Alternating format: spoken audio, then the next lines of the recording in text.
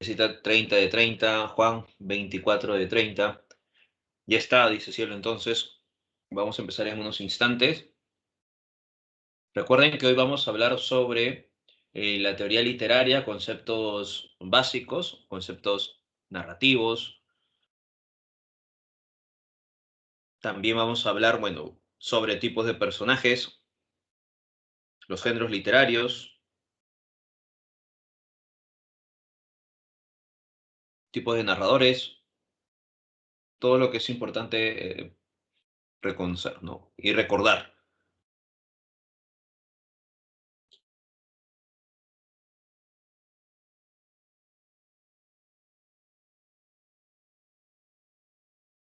Así que vamos a esperar un poco a sus compañeros para que terminen el examen y comenzar con la clase de hoy.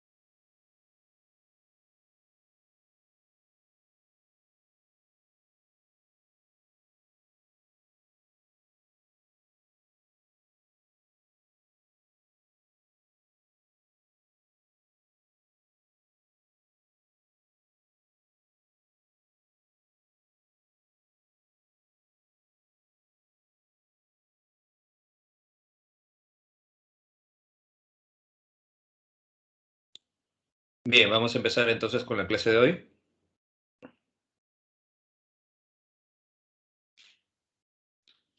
¿Qué pasó, Joel?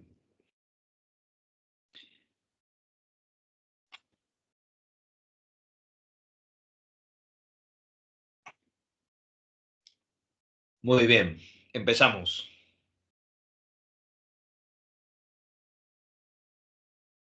A ver, ¿cómo han sacado en el examen? Bueno, muy bien, el examen no ha sacado muy bien, ¿ah? A ver, en la pregunta uno tienen un promedio de 53%. En la pregunta 2 un 76%, bueno, ahí está bien. La pregunta 3 un 68%. La pregunta 4 un 55%, y de la pregunta 5 un 50% han sacado buena nota. Bien, justamente la pregunta número 4 de tu examen está relacionado, es la pregunta número uno de lo que están observando, ¿no? Ya, así que vamos a empezar con esta pregunta número uno, que está vinculado a tu examen, ¿no? Porque justo en esta pregunta se han confundido muchas personas, ¿no? A ver, dice, mira, la literatura es una expresión artística que utiliza el lenguaje oral o escrito para crear sus diferentes obras. Existen algunos estudiosos como la teoría literaria, algunos estudios, que se encargan de establecer aspectos generales o normativos en torno al discurso literario. Respecto a lo anterior, señale cuál fue la obra y el autor que esbozó las primeras nociones sobre teoría literaria. Entonces, no se confundan.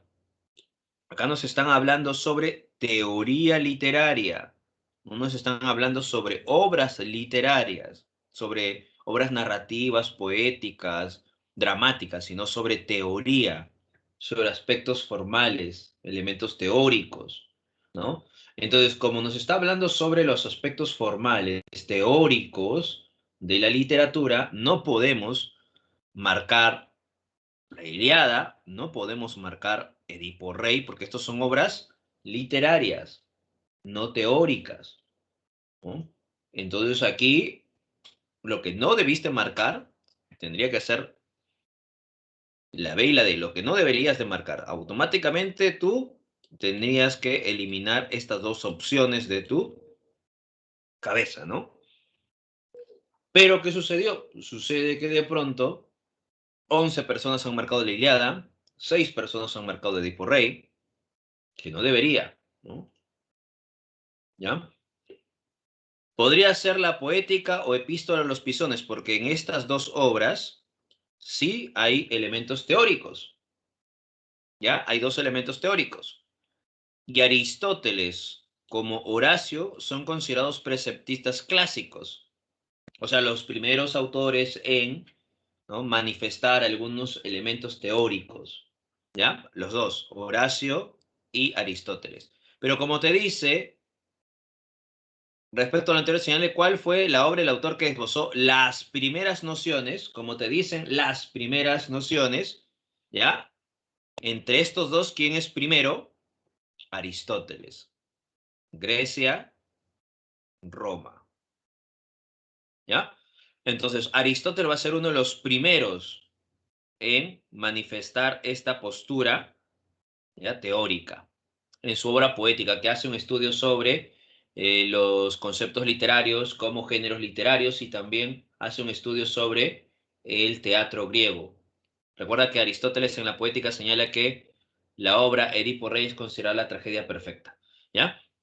Horacio en su momento, Horacio pertenece a la época de Augusto, ¿ya? En su momento, en Epístola a los Pisones, nos habla sobre el estilo, la estética literaria, ¿ya? Entonces, los dos autores, tanto Horacio como Aristóteles, son considerados preceptistas clásicos, ¿no? Pero como te dice el primero, uno de los primeros, ¿quién de ellos es el primero? Aristóteles, ¿ya? Así que la respuesta sería la A. Por tanto, ya saben, teoría literaria no es la Ilíada y Edipo Rey, ¿no? Se elimina eso. Yo te habría entendido si de pronto habías marcado la C, ¿no? Porque Horacio es uno de los autores también vinculados a la teoría. Pero marcar la B y la D, cuidado, ¿ah? Porque te están hablando de teoría literaria. Así que no te confundas entre la teoría literaria con obras ficcionales, obras vinculadas, ¿no?, a lo literario, ¿ya? La teoría está vinculada ya más a un elemento objetivo, ¿no?, formal, ¿ya? Bien, dicho esto, ahora sí, vamos a recordar algunos puntos, ¿no? Algunos puntos esenciales, ¿ya? A ver, el género épico. Recordemos esto, rápido. El género épico es el género más objetivo, ¿no? Es considerado el más objetivo de todos los géneros literarios.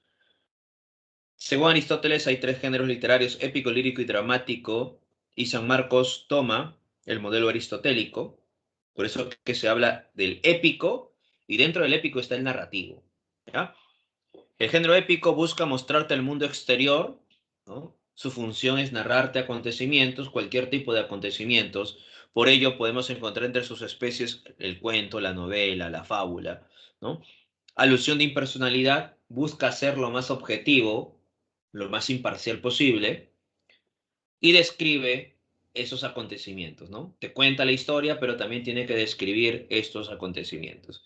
Estas características lo diferencian de otros géneros literarios, ¿no? Lo diferencia del género lírico, lo diferencia del género dramático, ¿no? Entre sus especies, recuerda la epopeya, las grandes epopeyas, historias respecto a las hazañas de héroes de la antigüedad, a diferencia del cantar de gesta, que se representa héroes, pero vinculados a la época medieval, con elementos históricos, y además estos héroes representan a una nación. El cantar del mío sí, ¿no? Mitos, leyendas, fábulas, cuentos y novelas también son las especies del género épico. Recuerda, el épico es el más objetivo, ¿ya? No te olvides de eso. El lírico, más bien, es el más subjetivo, ¿ya? Dentro de los tres géneros, el más subjetivo es el lírico. El lírico evoca emociones, su función, ¿no? Evocar emociones. Por tanto, te muestra el mundo interior, ¿ya? Está la presencia del hablante lírico. No hay narradores en el caso del género lírico, recuerda.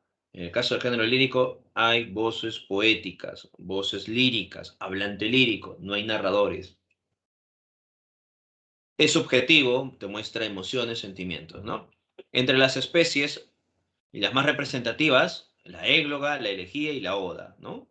La égloga, poema pastoril; la elegía, poema vinculado a la tristeza, añoranza; y la oda a la pleitesía, al elogio, ¿no? Son las tres especies más representativas, ¿ya? El género lírico, entonces, evoca emociones. Puede estar escrito en verso o en prosa, no importa eso, porque también el género épico puede estar escrito en verso o en prosa, incluso puede estar en forma oral, ¿ya? Así que no es una característica del género lírico la versificación, ¿no? Porque también puedes encontrarlo en el dramático como también en el épico. Por eso que esa característica no es parte del lírico necesariamente, escrito en prosa o en verso, ¿ya? Y en el género dramático encontramos la presencia de acciones, se representa acciones, por eso que es fundamental la participación del actor, ¿ya? En la representación de acciones se utiliza el diálogo o movimiento, ¿no? Diálogo, monólogo, movimiento corporal, gestual, uso de acotaciones, y se representa en un espacio que es el escenario, ¿no? Donde están los actores e interpretan un papel. Recuerda que para Aristóteles la finalidad de toda obra teatral es producir catarsis en el espectador, ¿no? Entre las especies más representativas están las primeras, ¿no? La tragedia, aspectos funestos. En el teatro griego la tragedia estaba vinculada a la aristocracia. Luego ya cambia ese panorama, ¿no? La comedia estaba vinculado al pueblo dentro de la visión griega, y la comedia se representa acciones jocosas, hilarantes. El drama une elementos de la tragedia como de la comedia. Bueno, los autos sacramentales aparecen en la época medieval, ¿ya? Y el entremés, ¿no? Que es una pieza breve. Bien, esos son los géneros literarios, ¿no? Recordemos eso de los géneros literarios para avanzar.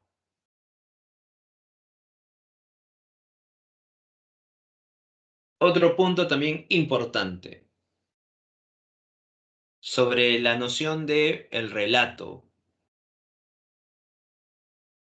Hay que recordar algo esencial. Una cosa es el texto narrativo, ¿ya? Y otra cosa es el mundo de lo real. Aquí tenemos el autor real, ¿no? A ver, imaginemos a Dante Alighieri, ¿ya? Para hacer este ejercicio. Dante Alighieri, autor real, ¿no? Personaje dentro de la historia, de la literatura, es un autor, ¿no? Dentro de lo real. Su texto narrativo, La Divina Comedia, ¿ya? El narrador, ¿quién es el narrador en La Divina Comedia? ¿Recuerdas? ¿Qué tipo de narrador se está utilizando? Vamos, vamos. ¿Qué tipo de narrador se utiliza en La Divina Comedia? Narrador en primera persona, narrador, personaje, ¿no? Bien. Entonces, ¿sabemos cuál es el nombre del narrador? En este caso de la Divina Comedia, ¿conocemos el nombre del narrador? ¿Sí o no? ¿O no?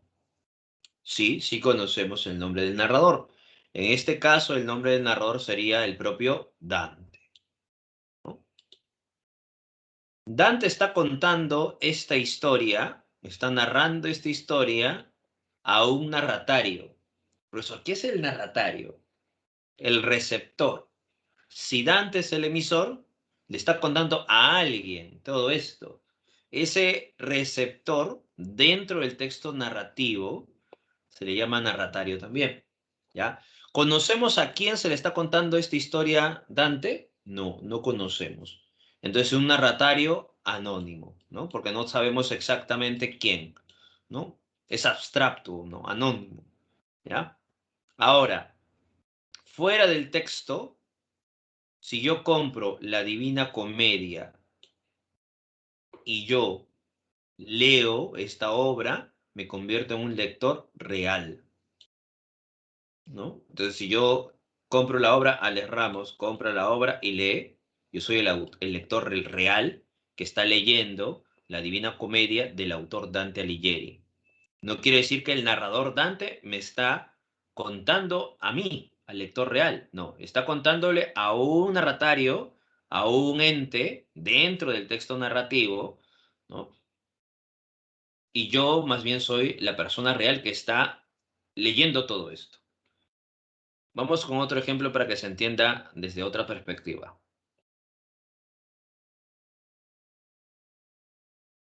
Goethe, obra, La escuita del joven Werther. Narrador, Werther, porque es un narrador personaje. ¿Y a Werther a quién le está escribiendo sus cartas?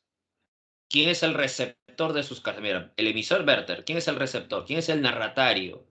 Guillermo. ¿Ya? Guillermo. Acá sí conocemos el nombre, ¿ves? Del narratario.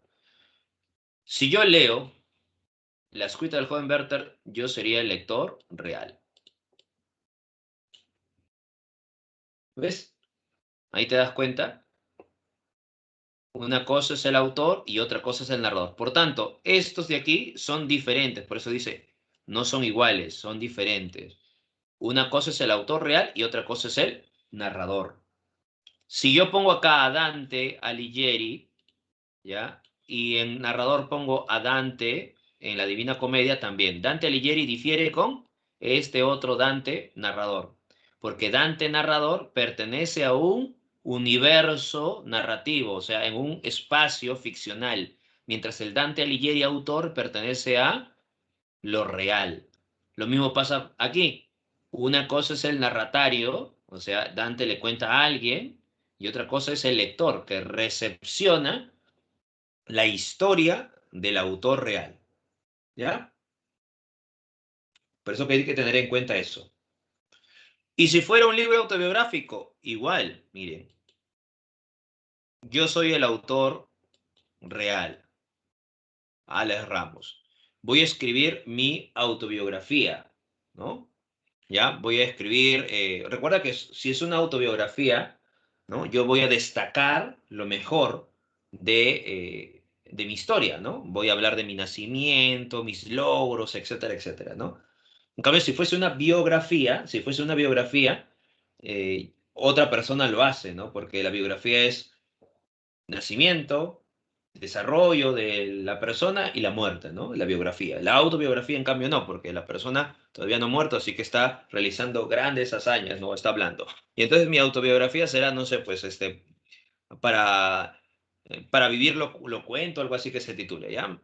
La autobiografía del profesor L. Ramos, ¿ya? Mi autobiografía se llamará El Profe, ¿ya? El Profe. ¿Qué sucede?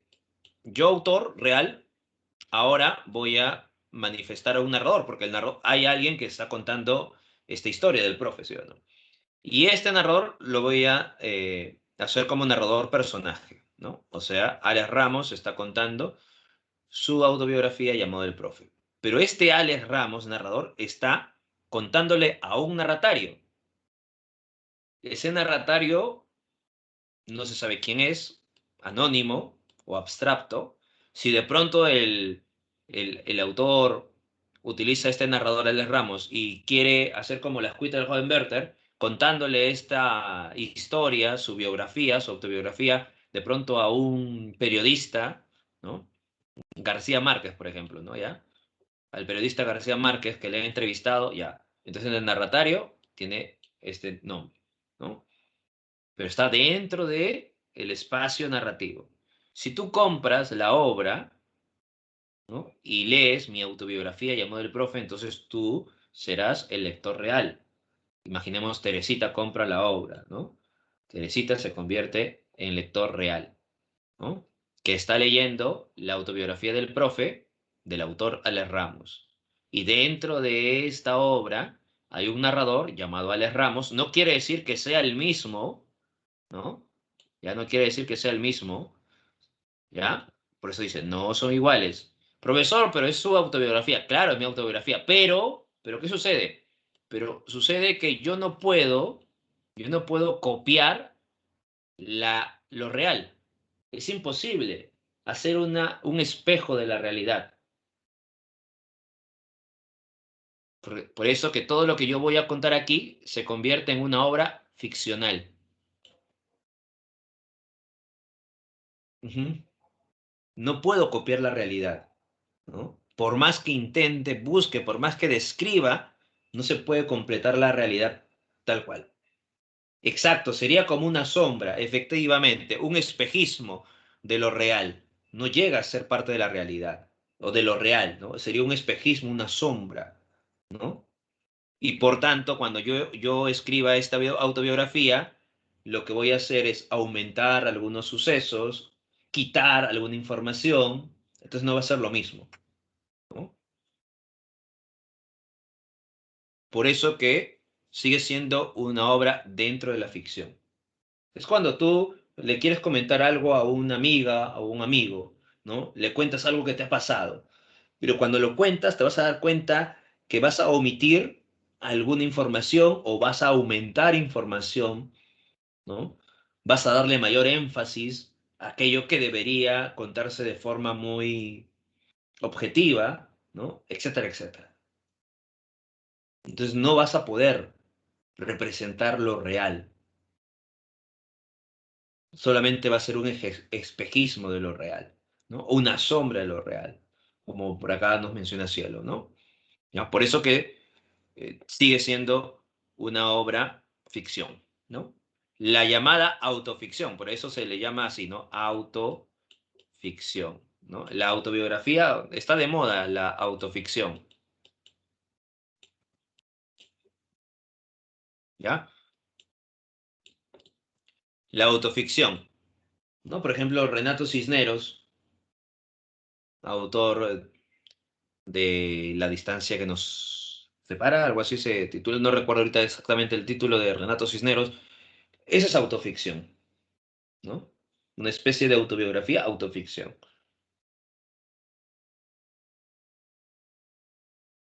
O que sacó creo que su última novela, bueno, su última autoficción sobre su paternidad, ¿no? No recuerdo ahorita cómo se titula ese libro, pero eso es autoficción, ¿ves? ¿Ya? Bien. Ese es un elemento importante de detectar, ¿no? Todo lo que se cuenta dentro de un texto no necesariamente le sucede al autor, ¿ya? Bien, vamos ahora a este punto, orden natural y orden artificial. A ver, orden natural, ¿qué es? ¿Y qué es orden artificial? ¿Son iguales? No. Por eso que vamos a detallar. El orden natural, dice, el tiempo del relato y el tiempo de la historia.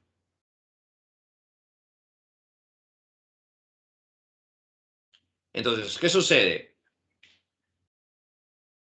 En el orden natural, quiere decir que lo que yo estoy contando, ¿no? Lo que se está narrando, ¿ya? Dentro de la historia, es de forma lineal y cronológica y coincide con el relato, con el tiempo del relato.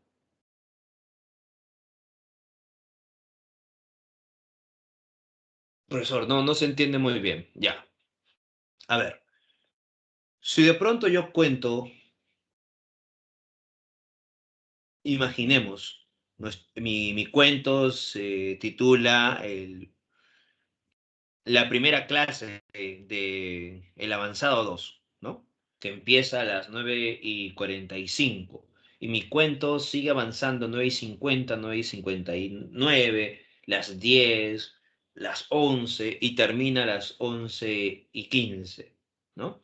Lo que yo estoy contando, el tiempo del relato, sigue de forma lineal, sigue con el tiempo de la historia. Lo que yo cuento avanza con la historia. ¿Ya? Entonces, el orden natural es la narración lineal y cronológica, porque la historia lo estoy contando y el tiempo está avanzando, avanzando, no hay retroceso, no hay rupturas, ¿no? Y termina en el punto exacto, ¿no? Ese es el orden natural. Pero el orden artificial, en cambio, es cuando mi forma de narrar rompe, transgrede este sentido lineal y cronológico. Por ejemplo, estoy hablando de, ¿no? La hora de la clase, ¿no? Que empieza a las 9:45, ¿no? Empecé así, 9:45 empezó mi clase y luego hago un flashback, una ruptura, ¿no? Una ruptura y ahora hablo de la semana pasada, ¿no? Sigo avanzando de la semana pasada, hago otra ruptura, me adelanto, ¿no? Y hablo de aquí a 2 semanas, lo que va a suceder en 2 semanas. Entonces, la forma que yo estoy contando difiere con el tiempo de la historia, porque la historia debería ser de forma lineal, ¿no? Pero el tiempo del relato es distinto. Ese es el orden artificial. Profesor, ejemplos en obras literarias. La Ilíada está en orden natural, porque lo que se cuenta se representa también dentro de la historia, o sea, la forma lineal y cronológica. Orden artificial, 100 años de soledad, La ciudad y los perros,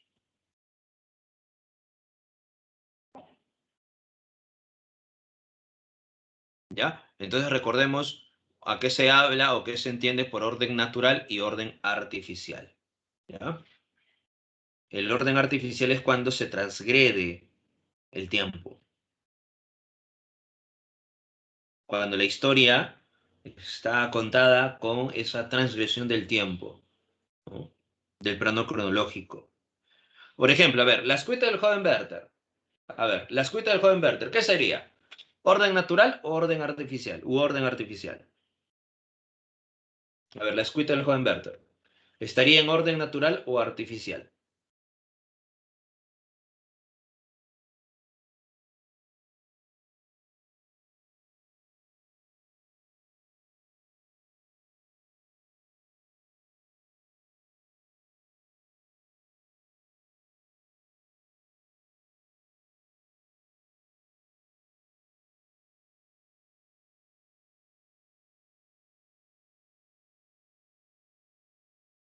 A ver, en la escuela del joven Werther nosotros sabemos que el personaje Werther está contándole la historia a su amigo Guillermo a través de cartas y estas cartas están fechadas. Abarcan desde mayo del 71, 1771, hasta diciembre del 72. Y la historia va de forma lineal y cronológica. Lineal y cronológica. Entonces sería orden natural. Orden natural. A ver, si hablamos de,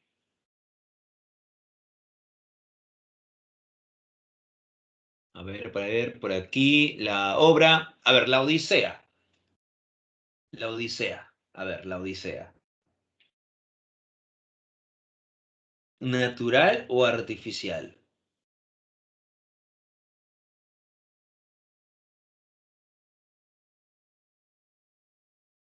Claro, exacto, muy bien. Artificial.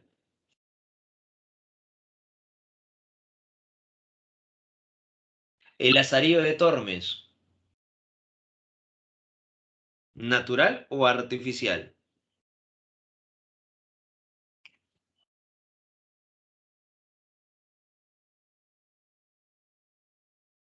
Lazarillo de Tormes.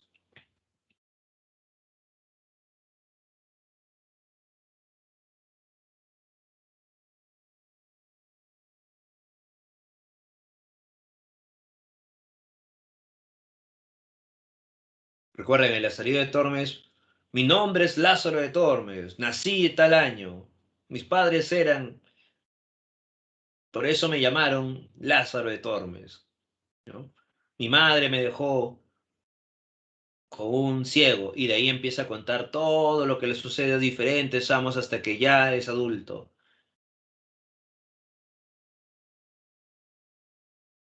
¿Qué sería? ¿Natural o artificial? Natural, ¿sí o no? Natural. ¿Por qué natural? Porque el narrador está contando.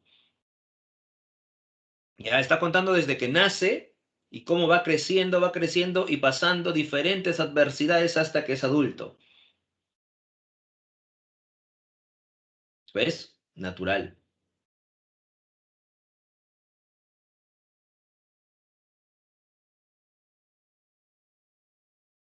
No, no, no. Hemos dicho que el orden natural ya está vinculado a la narración lineal, lineal y cronológica. Más bien el orden artificial rompe, transgrede la linealidad del tiempo.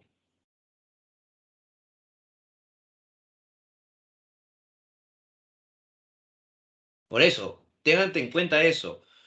El orden natural quiere decir el plano lineal y cronológico. O sea, en el orden natural no vas a encontrar ruptura del tiempo, no vas a encontrar flashback, nada de esos elementos. En cambio, en el orden artificial vas a encontrar rupturas del tiempo. Vas a encontrar que la historia no se cuenta de una forma natural como en la vida, ¿no? Nosotros, por ejemplo, ya nosotros no podemos ir al pasado, sino a través del recuerdo, ¿sí o no? Nosotros no podemos saltar al futuro, ¿sí o no? No podemos hacer eso. Entonces nuestra existencia está de forma cronológica, lineal y cronológica. ¿Qué sucede si yo de pronto te cuento algo? Si yo te cuento cuando yo tenía 5 años y te voy contando hasta que yo tenga 10 años. Si yo te cuento mi historia de 5 años a 10 años y sigo contando cuando tenía 5, cuando tenía 6, cuando tenía 7, cuando tenía 8, cuando tenía 9, cuando tenía 10 y termino mi historia. Esta historia es lineal y cronológica, porque lo que te estoy contando es mi infancia. ¿Y cómo te estoy contando? De forma lineal. Pero si yo te cuento mi infancia, imaginemos, ¿no? Estoy contando cuando yo tenía 5, cuando tenía 6, y de pronto en ese momento quiebro y te cuento mi nacimiento. Ah, aquí ya no sería lineal y cronológica. ¿Por qué? Porque estoy quebrando el transcurso del tiempo. Te estaba contando cuando tenía 5, cuando tenía 6, y luego quiebro, ¿no? Y ahora te cuento cómo nací. Ahí te das cuenta que rompo mi linealidad, ¿sí o no? ¿Ya? Entonces, en el Lazarillo de Tormes empieza en un punto de la historia y va avanzando. Y acaba en otro punto, ¿no? Y aquí no hay ruptura del tiempo, todo gira en torno a la linealidad y el plano cronológico en la serie de Tormes. En cambio, en la Odisea, ¿qué sucede? Te ponen en un punto, ¿sí o no? Te hablan de un punto en la Odisea. Está avanzando. Odiseo está retenido en Ogygia. Sigue avanzando linealmente y en este punto, Odiseo cuenta sus aventuras. Hay un retroceso, vuelve Odiseo a contar y sigue avanzando la historia. Aquí hay una ruptura, ¿ves? De el plano lineal. Por eso que en la Odisea es artificial. ¿Ya? En cambio, en el Lazarillo de Tormes me llaman Lázaro de Tormes, ¿no? Nací tal año. Mi primer amo es el ciego. Después estuve con el clérigo y así sucesivamente hasta cuando es adulto y se casa con la sirvienta del arcipreste, ¿no? ¿Te das cuenta de la linealidad del Lazarillo? Por eso que el Lazarillo es orden natural.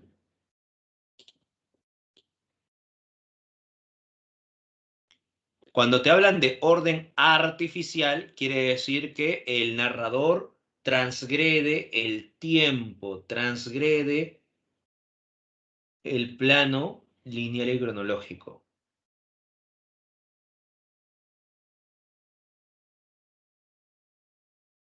Ujú.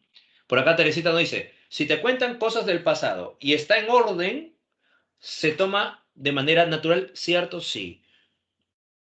Si solamente te cuentan, por ejemplo, el Caballero Carmelo.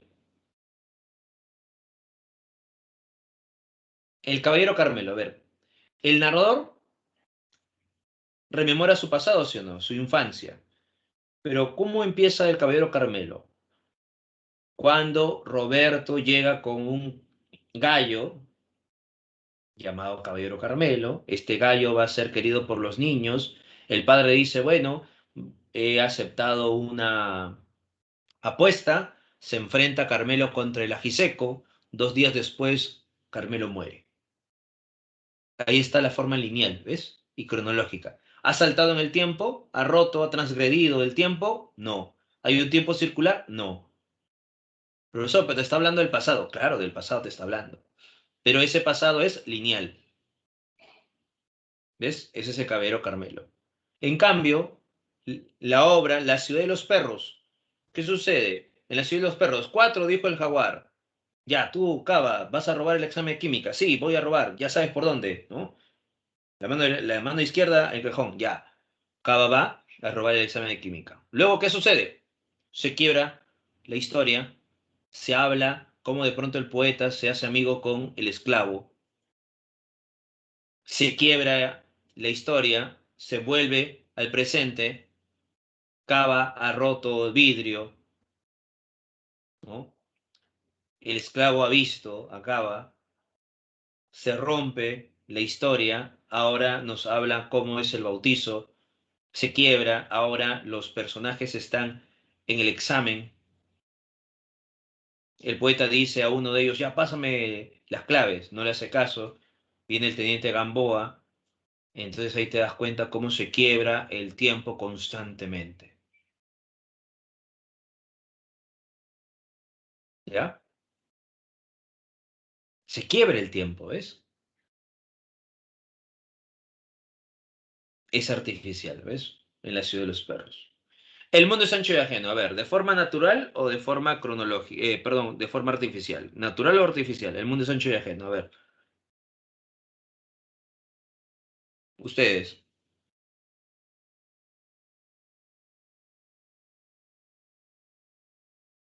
A ver, el mundo es ancho y ajeno. Porque recuerden, están en el avanzado, ¿ah? Están en el avanzado, se supone que todas estas obras ya lo saben, ¿no?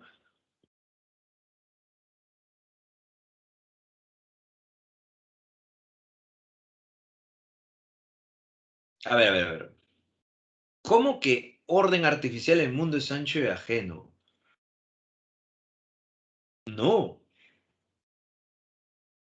Recuerda que en el mundo es ancho y ajeno no hay ruptura del tiempo.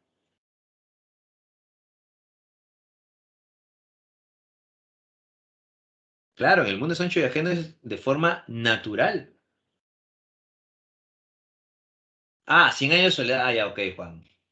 Oíste, 100 años de soledad sí es artificial. En el mundo es ancho y ajeno, orden natural. Claro. Ya, ¿se entendió ahora sí lo que es orden natural y orden artificial?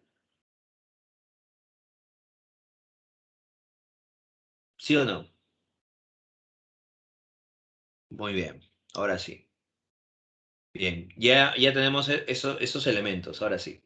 Muy bien. Vamos ahora con los espacios del relato. ¿Ya? Los espacios del relato.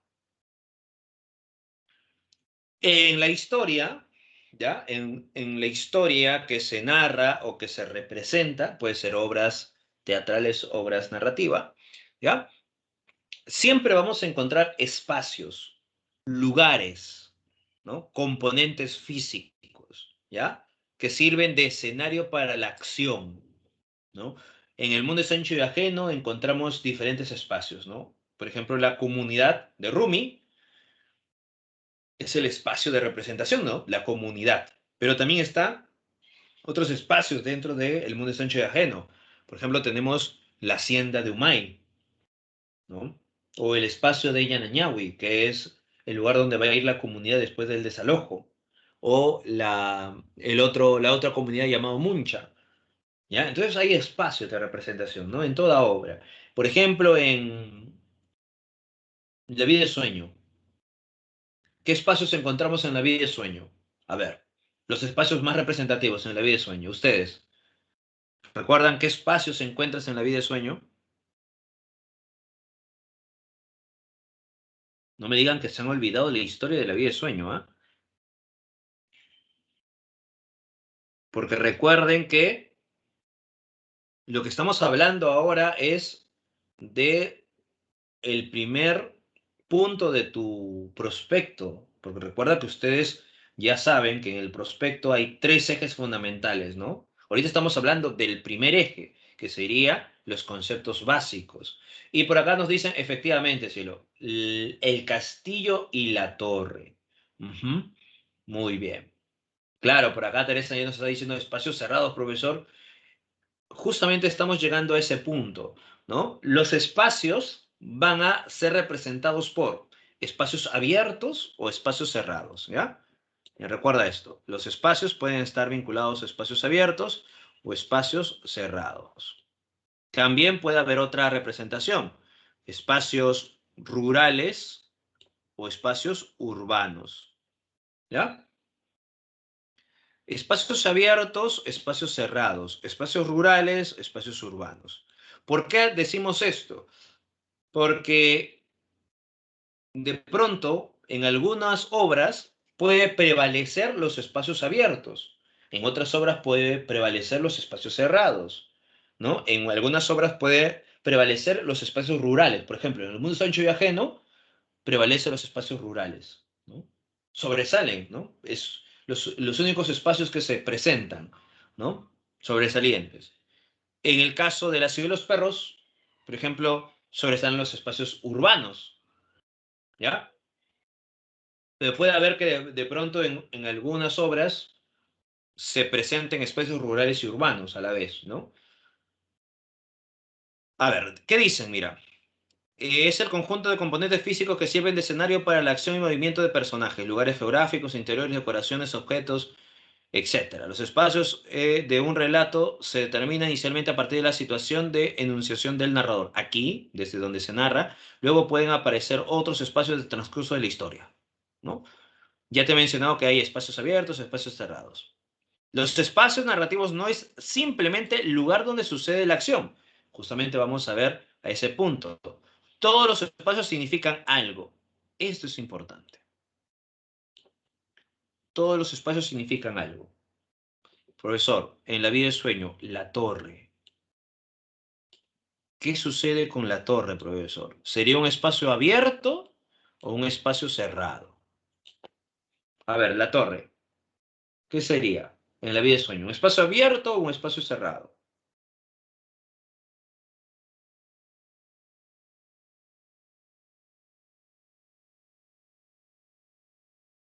Vamos a ver ustedes la torre. ¿Espacio abierto o cerrado? El espacio abierto es aquel espacio donde los personajes pueden transitar, donde se puede haber interacción. Y los espacios cerrados, lo contrario a ello. Por tanto, la torre sería un espacio cerrado. ¿Ya? Profesor, pero solamente nos quedamos con eso, con la torre es un espacio cerrado. No, porque ¿qué dice? Todos los espacios significan algo. Profesor, la torre, que es un espacio cerrado, ¿qué significaría? ¿Qué significado le podemos dar a la torre como espacio cerrado?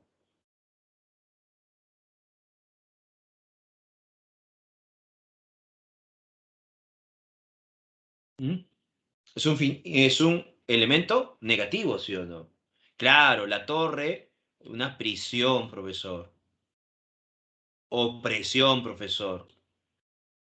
Claro. Entonces, te das cuenta que el espacio cerrado puede representar diferentes cosas, ¿no? Prisión, opresión, ¿ya? Soledad. En el caso de la vida de sueño, la soledad no está presente, ¿no? Como en el espacio de la torre. Más está representado por la prisión, el encierro, la opresión, ¿ya? Pero si hablamos de la metamorfosis, en la metamorfosis, la habitación, el cuarto de Gregorio Samsa, el cuarto, la habitación de Gregorio Samsa, el cuarto sería un espacio cerrado y representaría la soledad, la deshumanización. ¿Ves? Espacio cerrado, soledad, deshumanización. Entonces, dependiendo de las obras. Si hablamos, por ejemplo, del mundo de Sancho y Ajeno, la hacienda de Humay, la hacienda de Humay, eso es un espacio cerrado, la hacienda de Humay, que representaría la opresión, la explotación, ¿ya? En el espacio, la hacienda de Humay. ¿Ves? Entonces, los espacios abiertos o cerrados pueden representar diferentes cosas, ¿no? Profesor, en la ciudad de los perros, Leoncio Prado, el colegio, ¿qué representaría? ¿Espacio rural o urbano? Urbano. Profesor, pero también representaría un espacio cerrado. Y si es un espacio cerrado, profesor, autoritarismo. ¿Ves? Cada espacio tiene su propia representación. ¿Ya? Recordemos entonces eso, porque nos pueden preguntar. Bien, los tipos de narradores. Omnisciente, personaje, testigo.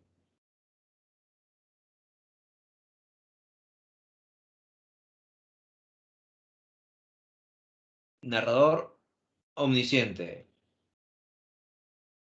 Es aquel narrador que lo sabe todo. Pasado, presente, futuro. Puede anticiparse a los hechos, ¿no? Este tipo de narrador lo podemos encontrar en la Ilíada, ¿no? Don Quijote de la Mancha, entre otros.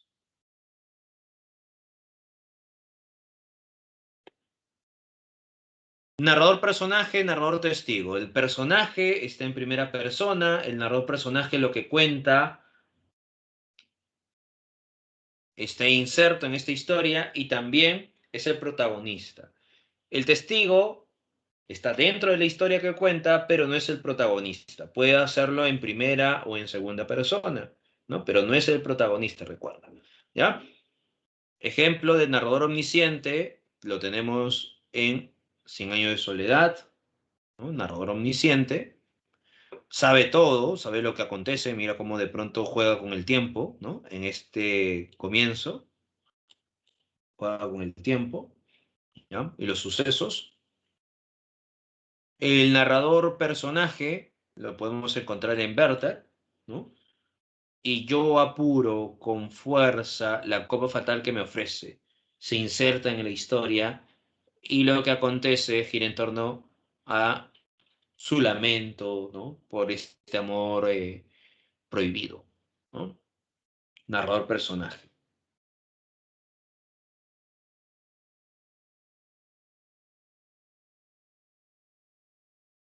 Narrador testigo. ¿Se inserta dentro de la historia? Sí. Si se piensa en que Holmes permaneció ejerciendo activamente su profesión por espacio de 20 años y que durante 17 de ellos se me permitió, ahí está, se ha incorporado en la historia. Pero no es el protagonista es él. Mientras que el narrador va a hablar sobre este protagonista, siendo testigo, ¿no? De los actos, de los hechos. ¿Ya? Bien, teniendo en cuenta estos detalles, avancemos con las preguntas. Ya hemos desarrollado la pregunta número uno.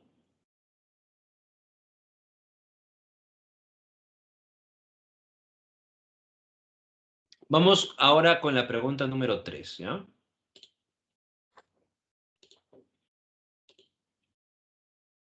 A ver, pregunta 3.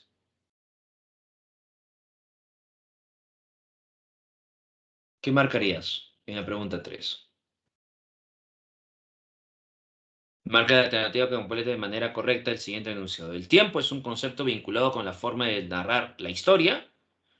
Al respecto, se puede afirmar que el tiempo del relato desarrolla un orden natural cuando, como se aprecia en la obra,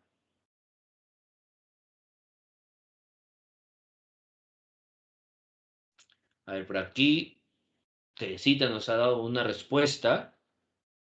¿Los demás coinciden o no coinciden con Teresita? ¿O tienen otra alternativa? ¿Qué pasaron con los demás? Quedaron en cautiverio.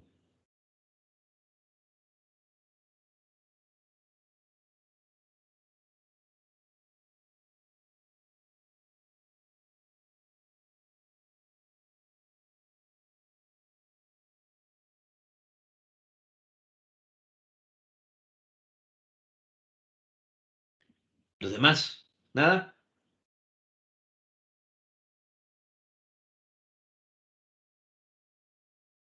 ¿Cuál sería la respuesta en la pregunta 3? Recuerden, están en avanzado 2. ¿Cómo es posible que puedan callar ante esta pregunta?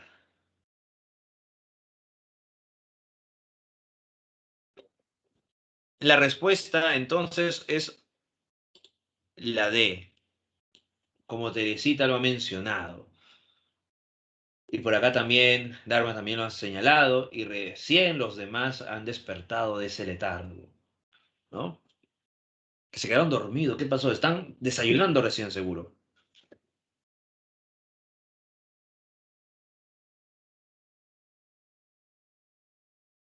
Pregunta 4.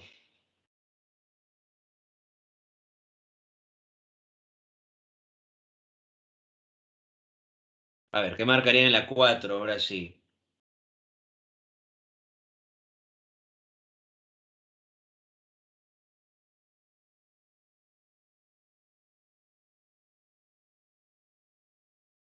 A ver, dice, las obras del género épico solo narran acontecimientos heroicos del pasado. Solo narran acontecimientos del pasado. Eso es completamente falso.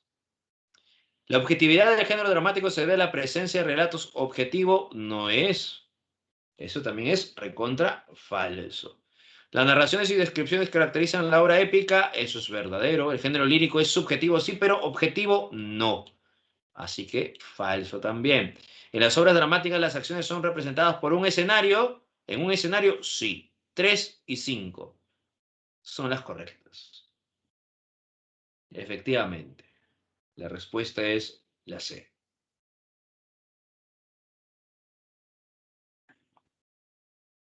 Vamos ahora con la pregunta número 6.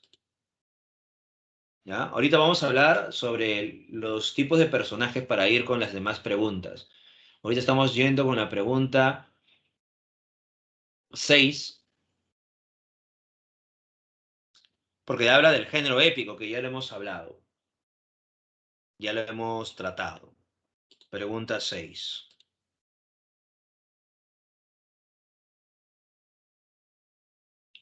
¿Qué característica presenta el anterior fragmento para poder ser adscrito al género épico? O sea, para que pueda ser incluido, ¿no?, dentro del género épico.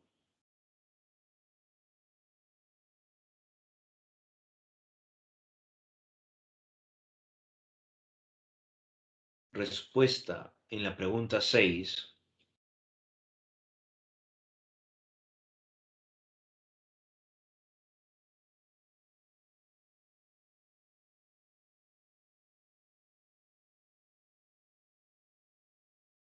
Efectivamente, en la pregunta 6 se encuentra la característica de la descripción y el carácter narrativo, ¿no?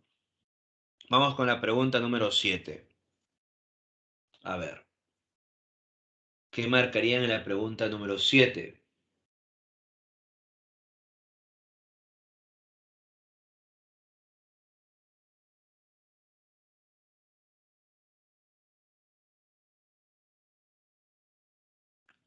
Por su contenido de característica, la Divina Comedia es una epopeya alegórica. Sí, sí es alegórica y epopeya por las nociones, ¿no? Las hazañas. En la novela epistolar, en la novela epistolar,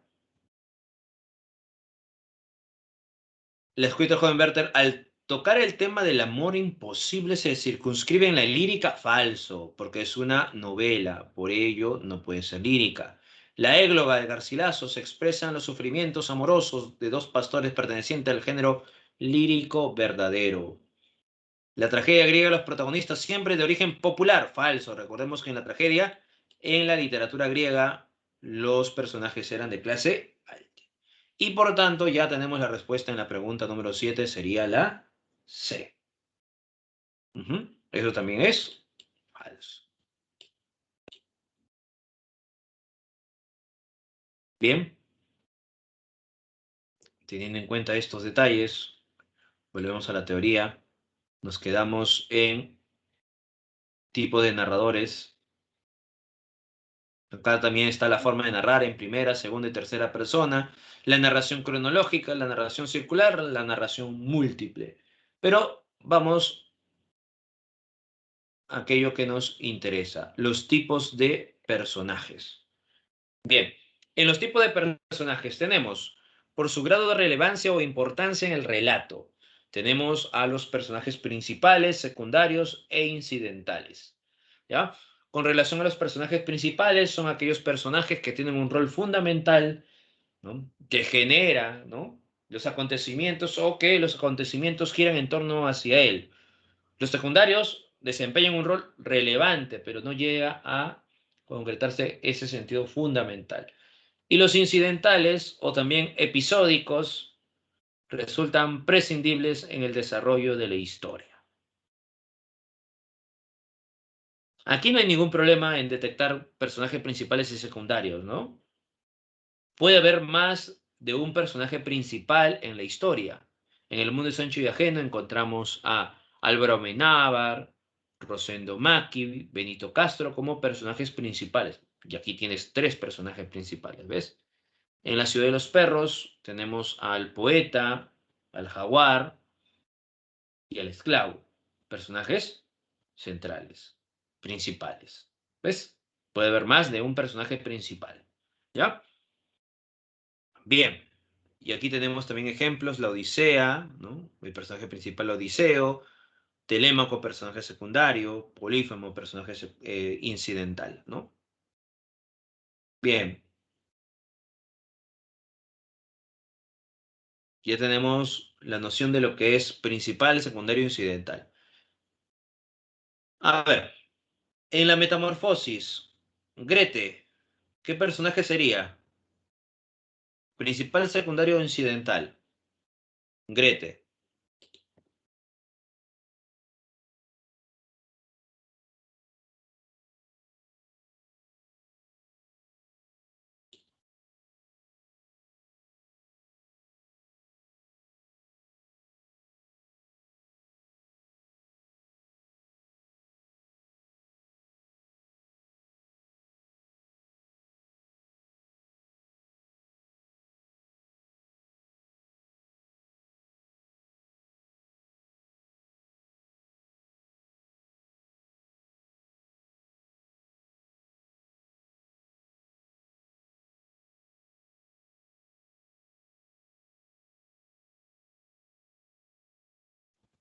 Ya, muy bien.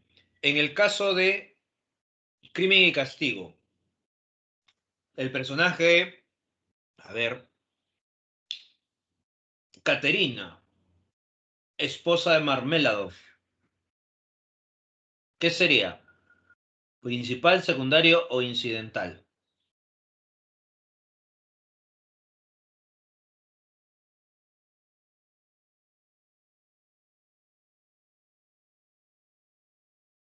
Exacto. ¿Y Sonia? ¿Qué sería Sonia?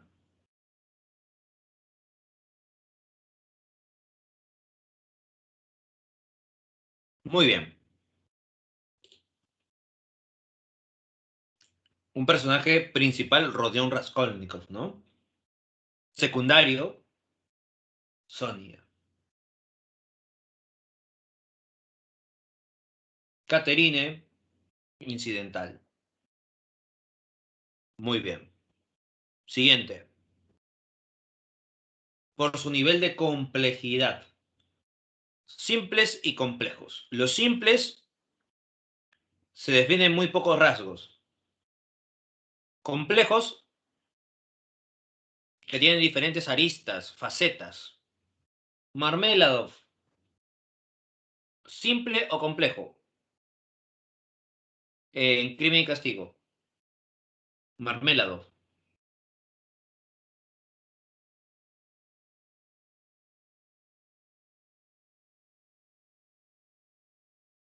simple.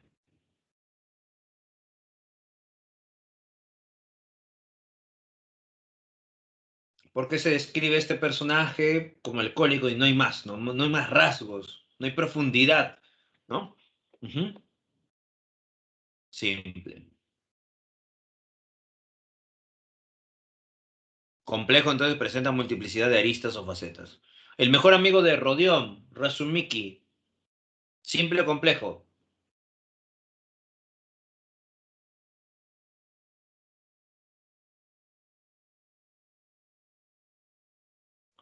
¿Personaje? Simple.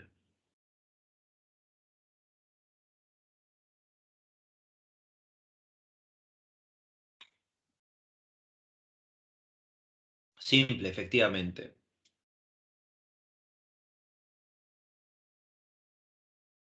Benito Castro. Simple o complejo. En el mundo es ancho y ajeno.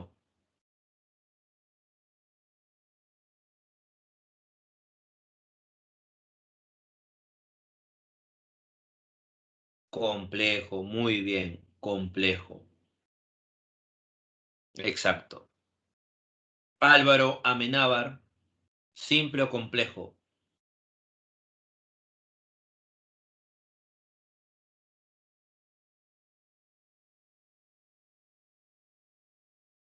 Exacto. Simple. Efectivamente. Muy bien. Siguiente entonces. Los que sufran transformaciones. ¿Ya? Aquí la transformación, recuerda que se habla sobre la noción del pensamiento, ¿no? Si el personaje logra cambiar o no, ¿ya? Si no sufre ninguna transformación significativa en la historia, en la trama, entonces es un personaje estático. Usted dice, no sufre ninguna transformación significativa, ¿ya? Si no sufre una transformación significativa, estático.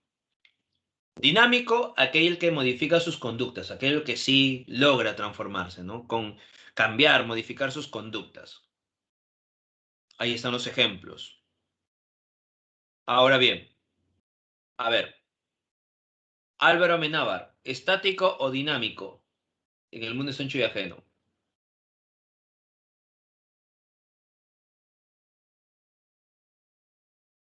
Estático, muy bien. El jaguar, en la ciudad y los perros. El jaguar, ¿estático o dinámico? El jaguar en la ciudad y los perros. Dinámico, muy bien, dinámico, efectivamente. Es un personaje dinámico. Ujú. Muy bien. El teniente Gamboa.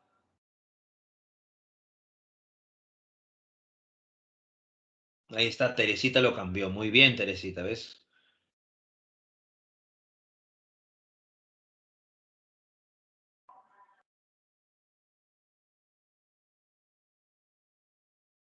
Etienne de Gamboa, estático. Por acá me dice Grete, ¿es estático o dinámico, Grete, en la metamorfosis? Y en el caso de metamorfosis de Gregorio Samsa, ¿por qué si cambia? A ver, ¿Gregorio Samsa es estático o dinámico? Y Grete, ¿estático o dinámico? Claro, estático sería el teniente Gamboa. Grete, dinámico, efectivamente. ¿Y Gregorio?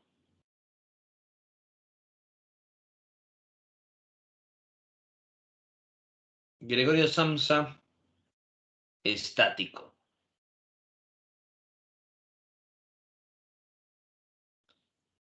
Recuerda, cuando hablamos de estático y dinámico, no estamos hablando de transformación física, ¿ya? Sino de plano mental, ¿no? De la noción de las conductas. Ujú, ¿ya? Por eso que Gregorio Samsa estático, Grete dinámico. Bien, ahora sí podemos volver a las preguntas. La pregunta 2. Nos quedamos justamente en la pregunta 2 que no avanzamos ahí. Ahora sí, ¿cuál sería la respuesta en la pregunta 2?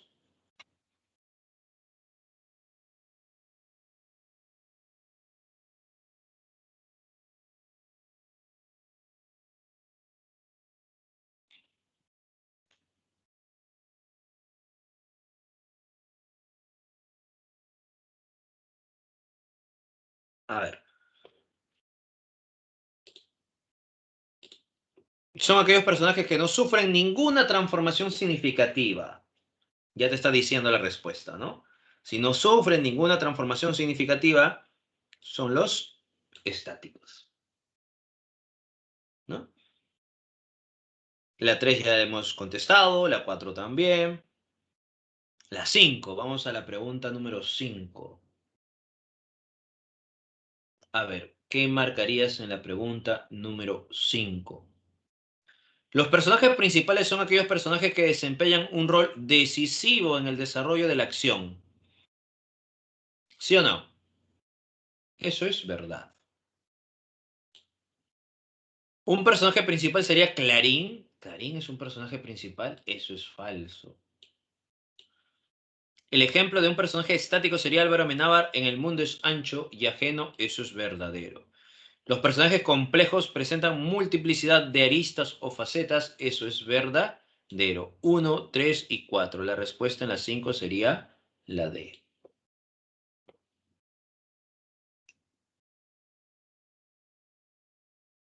Vamos a la siguiente pregunta. La pregunta número 6 ya está. Vamos a la pregunta número 7 ya está. Vamos a la siguiente. Pregunta número 8.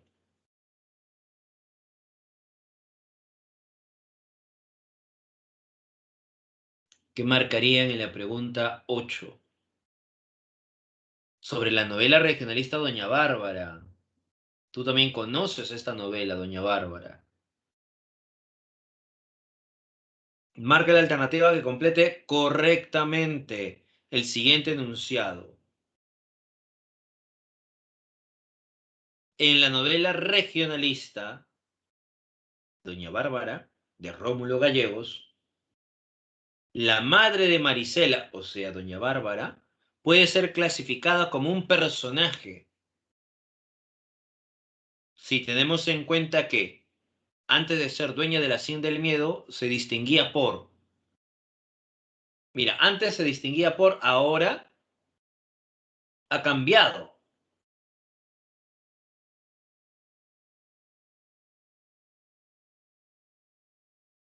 Justo te está diciendo aquí, ¿ves? Se distinguía, o sea, antes era A, ahora es B. Ha logrado cambiar significativamente. Y si ha logrado cambiar, si ha logrado cambiar significativamente, se ha transformado. Y si se ha transformado, por tanto, sería un personaje dinámico o estático. Si se ha transformado, sería un personaje dinámico. Entonces, la respuesta en la 8 puede ser clasificado como un personaje dinámico, si tenemos en cuenta que antes de ser dueña de la Hacienda del Miedo se distinguía por su carácter angelical. La 8 sería la B.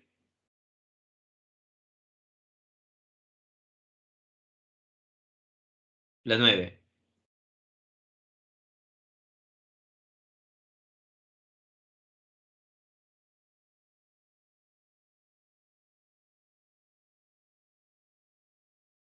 Del fragmento citado perteneciente a la novela Doña Bárbara, se puede deducir que en el escenario descrito prevalece. ¿Qué prevalece en el escenario descrito? Claro, un espacio. Lo demás era ya, mira, lo demás era llanura despejada, la inmensidad de los pastos en cuyo rumón te das cuenta, ¿no? Cómo es el espacio abierto, ¿no? De la gran llanura. Respuesta a la 9, la A. Muy bien.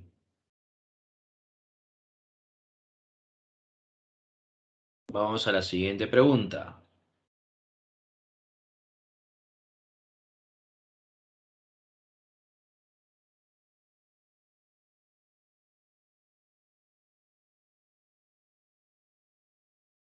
¿Qué marcaría en la pregunta 10?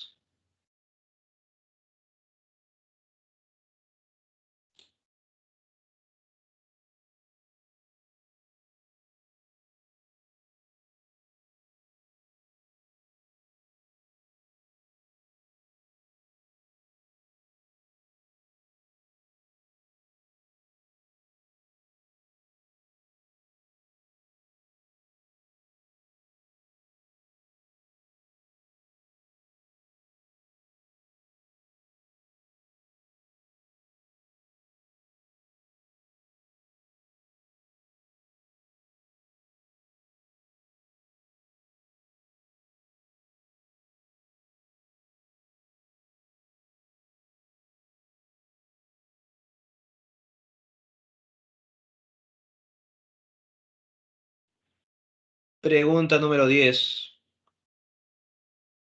Exacto, muy bien. Aquí encontramos a un narrador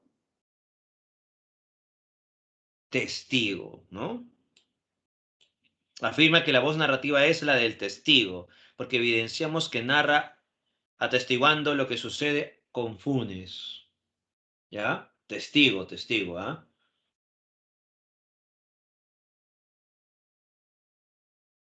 Tú dirás, profesor, ¿pero qué pasó? ¿No era narrador protagonista? ¿Pero por qué protagonista? Mira, mi primer recuerdo de Funes, yo estoy recordando a este personaje. Es muy perspicaz. Lo veo a quién. En un atardecer de marzo, febrero del año 80. ¿A quién? A Funes. Mi padre ese año me había llevado a veranear a Fray Bentos. Yo volvía por mi primo Bernardo. Me dijo que el muchacho del callejón era un tal Funes. ¿Yo estoy hablando de quién? Estoy hablando de él. Yo estoy atestiguando que todo lo que le está pasando a quién? A él.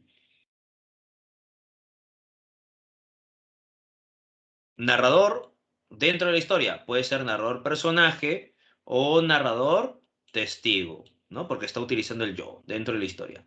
Profesor, personaje, no, no es protagonista. Está hablando de otro, narrador testigo. 11.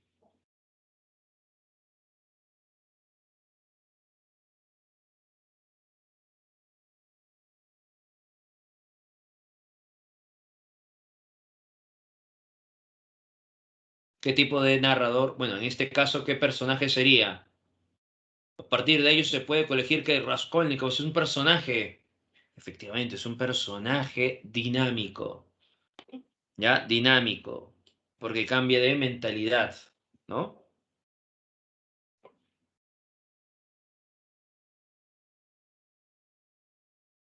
Pregunta 12.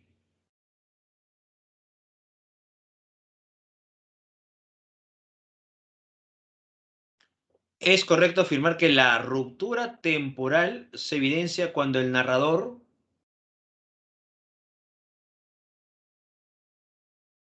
claro, rememora dónde había estado el día anterior.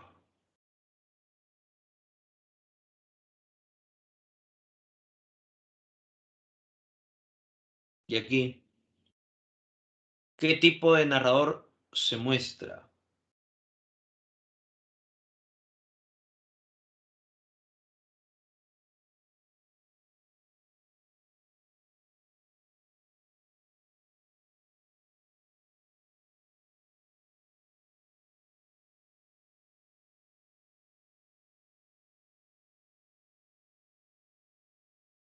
El narrador omnisciente, efectivamente. El narrador que lo sabe todo.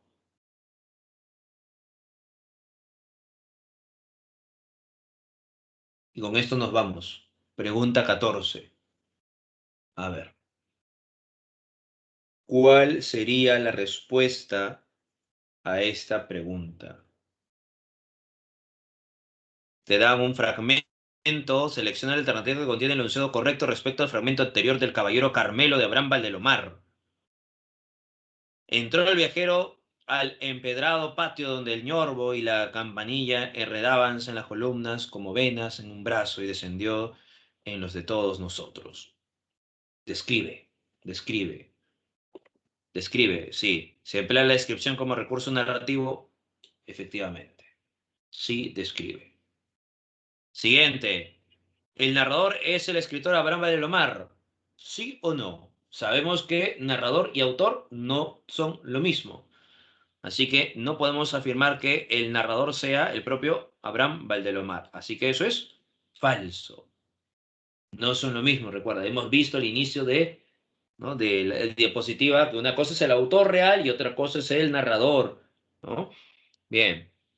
Siguiente, que dice, se utiliza el narrador parcialmente omnisciente. La pregunta es, ¿se utiliza un narrador parcialmente omnisciente, sí o no?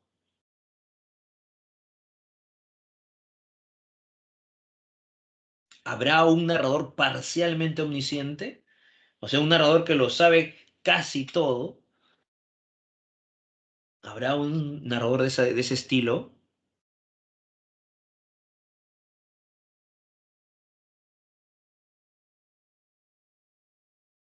¿Encontraremos un narrador parcialmente omnisciente? ¿Un narrador parcialmente personaje? ¿Un narrador parcialmente testigo?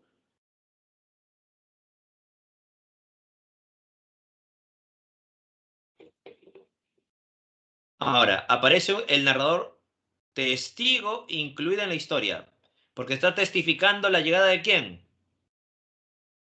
De Roberto. Entonces aquí sería falso, no hay una noción parcialmente omnisciente, y esto sería verdadero. Entonces, la respuesta sería la A. Muy bien, hasta aquí nos quedamos. Nos vemos entonces la siguiente semana. Cuídense, estudien, repasen. Recuerden que ya tienen el material de la siguiente semana para que puedan descargarlo y puedan estar marcando las claves y puedan también buscar información del tema que vamos a tratar la siguiente semana. En unos instantes va a estar el material para que puedan descargar la teoría y las alternativas. Así que nos vemos la siguiente semana. Cuídense.